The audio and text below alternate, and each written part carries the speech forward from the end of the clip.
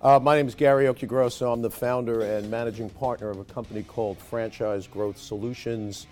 We do a whole bunch of stuff, but to break it down into three quick buckets, we develop franchises for people who have an idea or have a concept or have an operating model.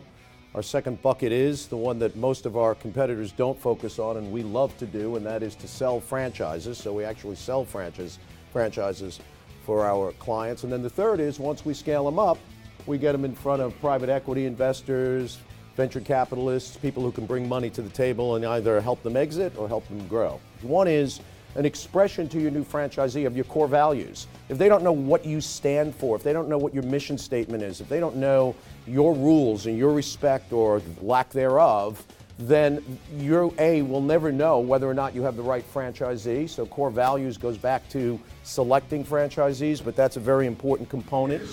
It is your responsibility if that franchisee runs over. You better know their budget, you better know how much money they have, and you better know what the trigger point is. If you don't know their inflection point, shame on you.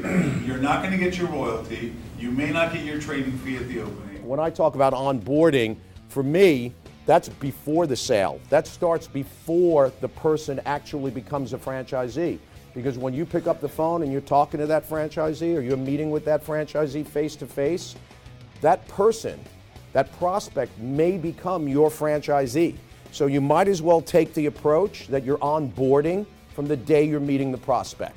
Is that when people come for their first face-to-face meeting, it's almost like I'm talking them out of the business. So I kind of tell them all the negative things that they can expect. Yeah, so they know and I know that they're really into it. Kind of like you were saying, oh, well, if they say they want to go on vacations in August, August is our busiest time of the year. If they have certain things that just won't work with the way we do things, I kind of talk them out of it in a way and then see if they're still interested. Right. And Robyn, you hit the nail right in the head. I've seen more discovery days where the founder has said, I ended up sleeping in an automobile, I maxed my credit cards, and look at today, I have 100 franchises and I go to Florida half the year. What they ended up doing is sometimes making the franchisee think that being successful is a hell of a lot easier than it really is.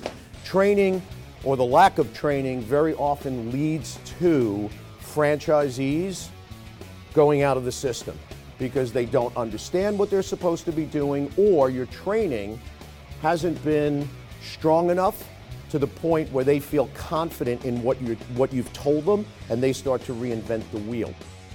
And we've really invested into our operations and training team, and we let our sales team, because they're really the ones who initiate that first relationship, right? That they shouldn't just disappear.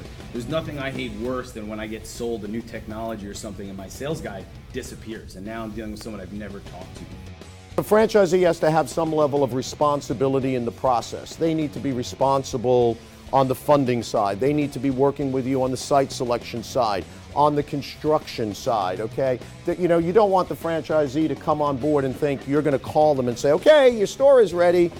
In my opinion, onboarding goes on forever because you're always developing new products. You're always developing new methods. You're always opening up new restaurants or new bricks and mortar stores and launching new platforms. So you're always onboarding your franchisees into the new ideas that they expect you to come up with.